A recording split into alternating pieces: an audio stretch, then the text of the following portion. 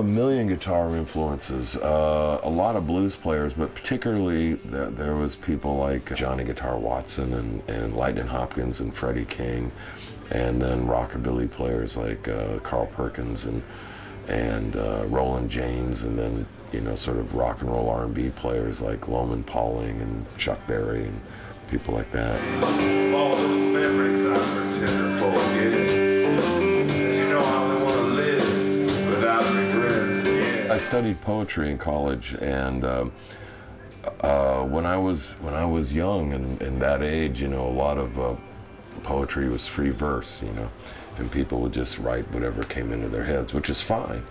But when I studied poetry, I had these great teachers. They forced us to write in traditional poetic forms, which I had no idea about, you know. So suddenly I'm writing sonnets, and I'm writing blank verse, and I'm writing Alexandrines, I'm writing haikus. But then, after I learned the basic poetic forms, the traditional forms, suddenly I could write songs. You know, it's like, oh, I can rhyme. I can tell a story in rhyme. And so I highly recommend it to songwriters, as, you know, study your Shakespeare and your John Donne, and study your Yeats and everything, and you'll be okay. Small memory to leave behind. Somewhere across the harbor, county line.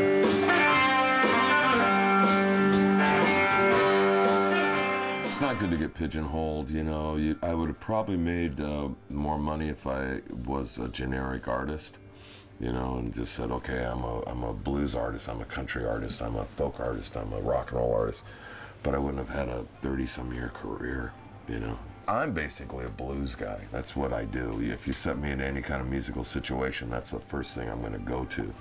You know, if I was to be sat with a bunch of musicians from, you know, India and Iran and Egypt, I'd be the blues player in the band, you know.